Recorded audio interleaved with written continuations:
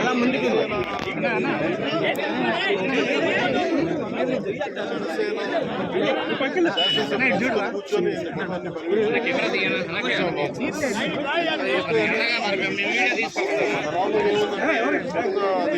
చాలా 454 కోట్లు పెట్టి కట్టారు 29 ఎకరాల్లో 7 బ్లాకులు 7 బ్లాక్స్ నిర్మాణానికి వాళ్ళు చేశారు. కూడా ఏం చేశారంటే ఎక్స్టెన్షన్ ఆఫ్ ఎగ్జిస్టింగ్ రిసార్ట్ కింద చెప్పారు వాళ్ళు గవర్నమెంట్ జీవోలో ఏమన్నా existence redevelopment of existence resort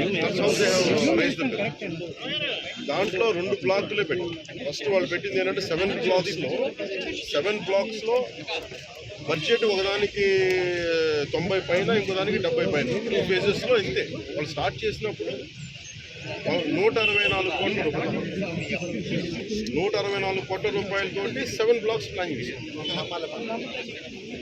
కట్టేటప్పటికి అది 7 బ్లాక్స్గా పూర్తి చేయాలి.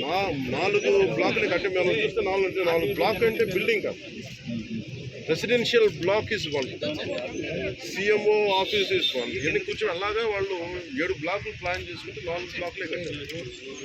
7 బ్లాకులకి వాళ్ళు ప్లాన్ చేసినప్పుడు 92 కోట్లు ఫస్ట్ ఫేజ్, రెండో ఫేజ్ 53 కోట్లు. సో రెండో కొంచెం అటు ఇటుగా పెడితే 160 కోట్లు పై చిల్లుకు వాళ్ళ ఒరిజినల్ ప్లాన్. అది ఏదైనా సరే ఇంకో చోట పైకి వెళ్ళిందంటే 2 నెలలు అవుతుంది. కానీ ఇది 454 కోట్లు అయితే నాట్ వెళ్ళిపోతే entire 7 blocks. It is only 4 బ్లాకులకే 454 కోట్లు అయింది. ఒరిజినల్ ప్లాన్ 92 కోట్లు ఫస్ట్ ఫేజ్, సెకండ్ ఫేజ్. దీనికి లోపలికి వెళ్ళి చూసి నేను ఇచ్చినప్పటి నుంచి కూడా మమ్మల్ని కాలం రానివ్వలేదు. ఇప్పుడు ఏమైపోయింది, ఒక డ్యామేజ్ జరిగిపోయింది. ఋషికొండ ఒకప్పుడు ఇక్కడ రిసార్ట్స్ ఉన్నప్పుడు టూరిజం ప్యాకేజ్ 6 కోట్లు ఉంది. 7 కోట్ల ఆదాయం పోగా ఇప్పుడు అదనపు 400 పడి ఇప్పుడు కరెంటు బిల్లు ఆదాయం మన సంవత్సరానికి కట్టాలి. ఇంకా లైట్ లేస్ ఏసీ లాంచ్ చేయడానికి, జస్ట్ ఆన్ చేసి ఆఫ్ చేయడానికి పని చేస్తలేదు సక్రమంగా అనుకోవడానికి సంవత్సరానికి 1 కోటి రూపాయలు పైన ఈ మెయింటెనెన్స్, జస్ట్ మేయర్ మెయింటెనెన్స్. ఇదివరకు 7 కోట్ల ఆదాయం. మేము అన్ని చూసిన తర్వాత లోపల పర్యవేక్షిస్తే ఇప్పుడు దాకా అది వాళ్ళు డ్యామేజ్ చేశారు. ఈ టాయిలెట్స్ ఎన్ని కోట్లు, టప్పు ఇవన్నీ ఇంకా అయిపోయింది, ప్రజల్లోకి వెళ్ళిపోయినాయి. కుటుంబ ప్రభుత్వం మేము PSC chairman civil supplies minister Manohar గారితో, టూరిజం శాఖ మంత్రి గారు అందరితో కూర్చున్నప్పుడు, అంటే జనసేన సభ్యులతో కూర్చున్నప్పుడు జరిగిన డ్యామేజ్ జరిగిపోయింది. తొలచాల్సిన కొండ తొలిచేశారు, వాడు చేశారు. ఇవన్నింటినీ మించి మన ముందు ఏమన్నా దీన్ని హౌ వెల్ వీ కెన్ 400 ఏం చెప్పి ఎలా పెట్టాలి. చాలాసార్లు అనేక మార్లు మేము క్యాబినెట్ మీటింగ్ చెప్తున్నాం. ముఖ్యమంత్రి గారు కూడా దీని మీద ఎలా చేయాలని ఆయన అందరూ నమ్ముతున్నారు. సో మేము ఈ పర్యటన తాలూకు ముఖ్య ఉద్దేశం ఏంటంటే, ఈ పర్యటన ద్వారా ఫస్ట్ మేము అసలు ఏం చేయాలనేది మాకు ఇండివిజువల్ కుటుంబ ప్రభుత్వం కాబట్టి జనసేన పార్టీ తరఫు నుంచి వాట్ ఈస్ అవర్ వ్యూ అనడానికి మనం ఇక్కడి నుంచి మంగళగిరిలో కూర్చోనో లేదంటే ఇంకో ఊళ్ళో కూర్చొని చేయడం ప్రత్యక్షంగా పరిష్కారం వేరు. సో లోపలికి వెళ్ళి కూర్చొని మేము చూస్తున్నప్పుడు చర్చలు ఊడిపోతూ ఉన్నాయి. ఆ సీఎంఓ ఆఫీస్ బ్లాక్లో ఆల్మోస్ట్ వాళ్ళు ఎవరు పేషెంట్లో కూర్చునే పైకప్ పడిపోయింది, నీళ్లు లీక్ అవుతున్నాయి. ఇది 2 చేయాలి. ఒకటి బిల్డింగ్స్ అన్ని సేఫ్టీ ఆడిట్ జరగాలి, అదొక చర్చించాం.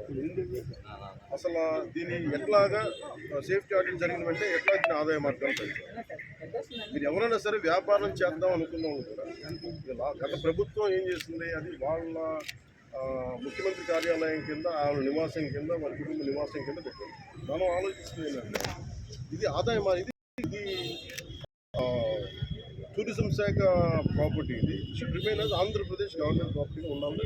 మా అందరి రెజల్యూషన్ ప్రైవేట్ ఎవరైనా సరే రూపాయలు పెట్టుబడి పెడితే కనీసం ₹1 ఆదాయం రావాలి. దీని మీద 453 కోట్ల రూపాయలు పెట్టుబడి పెట్టి కనీసం ముందస్తుగా ఏం చేయాలి, అసలు బ్రేక్ ఈవెన్ ఎప్పుడు అవుతుంది, ఇది ఆదాయం ఎప్పుడు మారుతుంది అనేది ఏం చెప్పంటే మన మైస్ అనేది ఒక యాక్రోనిమ్ చెప్తుంది.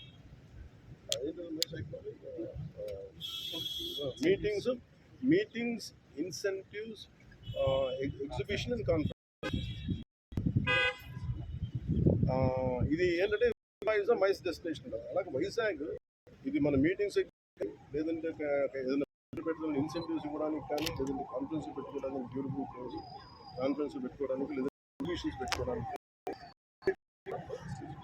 డెస్టినేషన్ అన్నిటికీ ఉంటుంది. దాంట్లో భాగంగానే దీన్ని టోటల్ పాలసీలు దీన్ని పెడితే బాగుంటుందని కోరిక. అలా కాకుండా మనం 453 కోట్లు పెట్టి దీన్ని ఒక ఎగ్జిబిషన్ అందరూ మేము ఇచ్చిన ప్రపోజల్ ఏంటంటే, మేము మేజర్ రెజల్యూషన్ ఏంటంటే నాట్ అబౌట్ ఫుడ్ పెట్టేస్తే ఎంత వస్తుంది రోజుకి, జనం వస్తుంటారు వెళ్తుంటారు, దోమ ఉంటుంది తప్ప ఈ 450 అంటే నేను ప్రభుత్వం should think like proper business. Tourism శాఖ కూడా అదే చెప్పాను. మీరు 453 కోట్లు ప్రజాధనం పెడితే 453 కోట్లు ఎప్పుడు బ్రేక్ అయినా ఉంటే అది ఎప్పుడు ఆదాయం వస్తుంది. ప్రభుత్వం నుంచి తీయడం కాకుండా అందుకే దీన్ని డెస్టినేషన్ వెడ్డింగ్స్ లేదంటే అన్ని కలిపి ఈవెంట్స్ చేయాలి. దీని మీద కూర్చోబెట్టి ఇమీడియట్గా దీన్ని ఈ వింటర్ లోపు దీన్ని ఒక నిర్ణయం చేసుకుని, నాకు ఎందుకంటే నాకు ఈ టెండర్స్ ఎలా చేస్తారో నాకు తెలియదు, అయినా అవగాహన లేదు. దాన్ని అమలు కూర్చొని చర్చించమని చెప్పారు. ముఖ్యమంత్రి గారు మా రెజల్యూషన్ తెలియజేస్తారు. ఎందుకంటే వాళ్ళు కూడా మన ముఖ్యమంత్రి గారు కూడా ఏమంటారంటే చాలాసార్లు మీరు ఏదైనా ఒక ప్రపోజల్ తోటి ఒక సలహాతో అంటే మేము తీసుకెళ్తాము, అనేక పర్యాలు క్యాబినెట్ మీటింగ్ చెప్పచ్చు. దాంట్లో భాగంగా కూర్చొని ఇది కుటుంబ ప్రభుత్వం జనసేన ప్రపోజల్గా దీన్ని ఎలా చూస్తున్నాం అనేది వారికి తెలియజేస్తాం. అలాగే మనోహర్ గారు మన సూచన ఏంటంటే దుర్గేష్ గారు కూడా వెంటనే మాట్లాడుతున్నారు. ముందు వెంటనే దీన్ని మెయింటెనెన్స్ చేయించాలి. ఎందుకంటే దుమ్ము పట్టేస్తున్నాయి, ఒక ఆల్మోస్ట్ ఒక 1/4 ఇంచు దుమ్ము ఉంది. సో వెంటనే క్లీన్ చేయించినాయి. ఎవరు పడితే వాళ్ళు వెళ్ళిపోతున్నారు. అందుకని దీన్ని ప్రొటెక్ట్ చేయడం, దీన్ని కేర్ తీసుకోవడం. Thank you.